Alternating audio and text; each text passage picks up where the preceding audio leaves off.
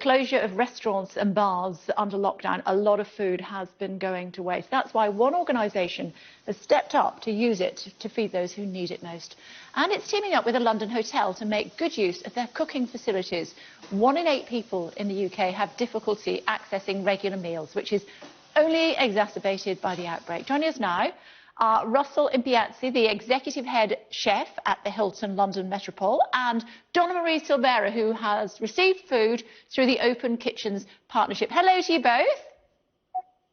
Good morning. Good morning. Good morning. I'll come to you, Donna, in a second, but first let's bring in Russell. It might sound simple, Russell. Restaurants are closed, so food banks get their food, but it's a little bit more complicated than that, isn't it? Yeah, it is. I mean, the context is there's 8 million people in the UK currently struggling to afford to eat. You know, that's roughly the size of the population of London. And then you've got the other problem, which is obviously the amount of food surplus that's in the supply chain. So what the Open Kitchen guys are doing is they're kind of connecting communities to restaurants and hotels and kind of bringing a whole program to life. So, you know, they do rely on companies such as Hilton, as well as the public for donations. And the team have really embraced it. So why did they come to you? How do you help? Is it because they had stockpiles of so much stuff and they didn't know what to do with it? Well, yeah, I mean, that's part of it. We have a fantastic facility here, so we've got space that we can work safely and responsibly. So, and then working with the guys in supply chain and just having those conversations about what's out there, what's available, that information gets fed back to me, and then we come up with some dishes that hopefully brings a smile to people's faces who need it most. OK, so the food's been made. What's happening behind you now? So the boys are putting together today's donation. We're preparing around 800 meals today. We've got a wonderful mac and cheese that we've loaded with vegetables. You know, we've got to get a 5 a day in there somehow. And the guys are just putting that together now, and that'll go out this afternoon and hopefully be on someone's plate tonight. And where does that go? What happens from the conveyor belt? So they'll get packed, and then the Felix Project, one of our distribution partners, we'll pick it up, and that will get it to where it needs to go. OK, bear with me, like Donna Marie, who's here with her 2 youngsters. Hello to you, Donna Marie. Now, I hear that the first time you got one of these food parcels, you cried. I did, because basically we were trying to get an online delivery for 3 weeks, and we couldn't get any food. So we got an email from the school to say that they were getting food. And they were going to bring me some food. So when I opened the bags, it was full of fresh fruit and vegetable and ready-made meals. And yeah, it was emotional. And I was extremely grateful. And I can see you've got your hands full with the 2 youngsters there. How difficult had it been before that for you to be able to access fresh food? You said you were waiting for your online deliveries and they didn't come.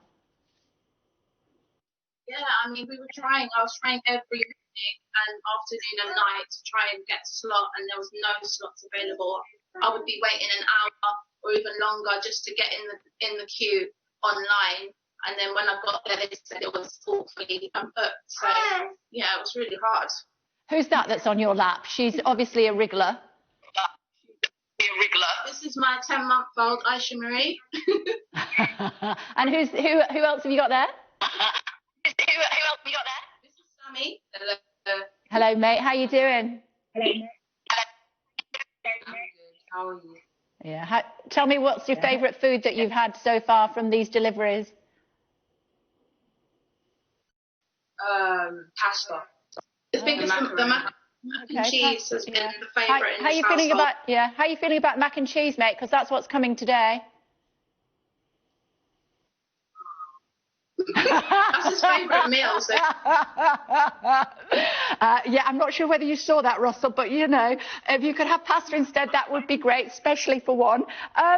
It doesn't look as though your restaurants are going to be opening until July at the earliest. Is this going to keep going for now?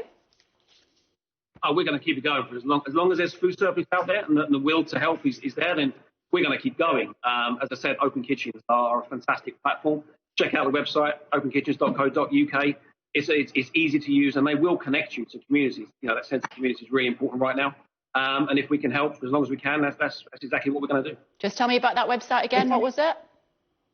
openkitchens.co.uk. You know, they're a great bunch, and they're easy to work with. So really get in touch. If you're planning to open a restaurant anytime soon, you know, I really would recommend, you know, reach out to these guys. They will hook you up with your communities. And ultimately, it's about doing the right thing. And as I say, let's bring some smiles to people's faces. Okay, now because of social distancing, obviously you're not too close to the guys behind you, but can you just tell them, please, on our behalf, we're giving them a virtual hug, and we really appreciate what they're doing.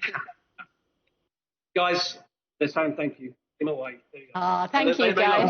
Thank you, guys. Thanks a lot. Quick thought before we let you go. Donna Marie, still got the wriggler. Has this sort of food and the way it makes you feel, has that helped you through lockdown? Definitely. I mean, there were certain things that we couldn't get online, like fresh fruit and like tinned stuff as well. And it was amazing just to get like a ready-made meal, because I've obviously got my hands full. Yeah. As you can see, I've got a 2.5-year-old that's just woken up. So it's nice to be able to just pop something quickly in the oven, you know, instead of having to go in the kitchen and cook it. So yeah, it's great. We are so thrilled that we could get you all together and let you share stories between each other about just how great this scheme is. Appreciate you all taking the time to join us. Thank you. Thank you, guys. See you later. If you can just tell your young man if he doesn't eat his mac and cheese, there's no dessert. Yeah, no. I don't think he took me seriously, but it's true. It's true. Openkitchens.co.uk. If you know someone who might benefit from that scheme, or indeed if you are struggling, there's a gentleman who is 83 years old. He can get the food, but he can't cook it himself because he can't stand up for long enough to cook the food. So they've stepped in to provide him with those ready meals. Open Kitchens.